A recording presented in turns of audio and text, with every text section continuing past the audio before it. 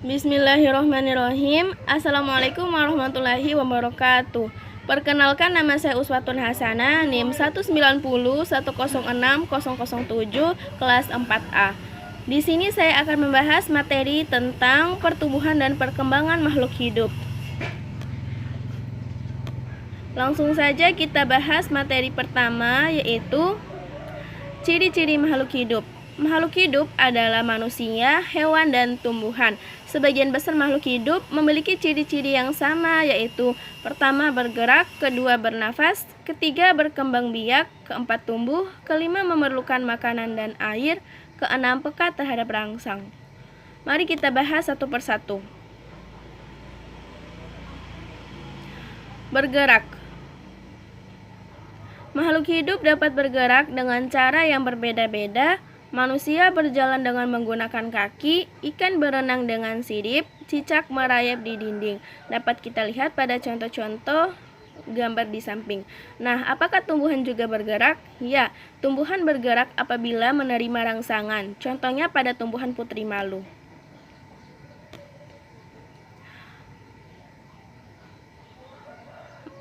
Manusia adalah makhluk hidup yang paling sempurna. Manusia dapat melakukan gerak dengan macam-macam cara, contoh berjalan ke samping kiri, berjalan ke samping kanan, dan sebagainya pada gambar.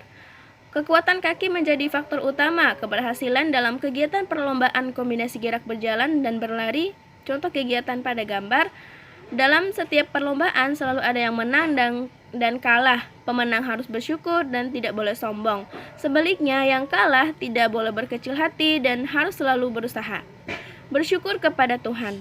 Semua makhluk hidup yang ada di dunia adalah ciptaan Tuhan. Menjaga kesehatan tubuh merupakan salah satu cara mensyukuri karunia Tuhan. Menghargai kemampuan teman yang lain juga merupakan bagian dari sikap syukur kepada Tuhan. Bersyukur kepada Tuhan termasuk pengamalan sila pertama Pancasila, ketuhanan yang Maha Esa. Selanjutnya, bernapas. Makhluk hidup dapat bernapas. Alat pernapasan pada makhluk hidup berbeda-beda. Manusia bernapas dengan paru-paru, ikan bernapas dengan ingsan. Apa nama alat pernapasan pada tumbuhan? Alat pernapasan pada tumbuhan yaitu stomata, lentisel, rambut akar, dan lain-lain. Nah, apa nama alat pernapasan pada hewan selain ingsan pada ikan? Yaitu trakea pada serangga, kulit pada cacing, paru-paru pada hewan amfibi, reptil, dan burung. Selanjutnya, tumbuh dan berkembang. Makhluk hidup dapat tumbuh dan berkembang. Tumbuh artinya bertambah ukuran tinggi dan beratnya. Ayam berasal dari telur yang menetas menjadi anak ayam. Kemudian, anak ayam tumbuh menjadi ayam dewasa. Setelah dewasa, ayam betina menghasilkan telur kembali. Nah, ada nyanyian anak ayam yang bisa dipraktikkan. Selanjutnya, berkembang biak. Makhluk hidup dapat berkembang biak. Cara berkembang biak makhluk hidup berbeda-beda. Ada yang berkembang biak dengan cara melahirkan, ada juga yang berkembang biak dengan cara bertelur. Ayam sangat bermanfaat bagi kehidupan manusia. Pengembangbiakan adalah cara untuk menghasilkan daging dan telur ayam dengan jumlah yang lebih banyak. Berikut ini adalah contoh daftar jumlah telur yang dihasilkan beberapa peternak ayam setiap bulan. Peternak A, jumlah telur yang dihasilkan per bulan 3.000 butir telur. Peternak B, 1.500 butir telur. Peternak C, 3.500 butir telur. Peternak D, 2.000 butir telur. Peternak E, 2.500 butir telur. Selanjutnya, memerlukan makanan dan air. Makhluk hidup memerlukan makanan dan air. Manusia memerlukan tumbuhan dan hewan untuk makanan. Sebagian hewan juga memerlukan tumbuhan untuk makanan. Makhluk hidup perlu makanan. Makanan yang harus dipilih adalah makanan yang bersih dan sehat. Kita juga harus berdoa sebelum dan sesudah makan. Berdoa dilakukan sebagai tanda syukur kita kepada Tuhan.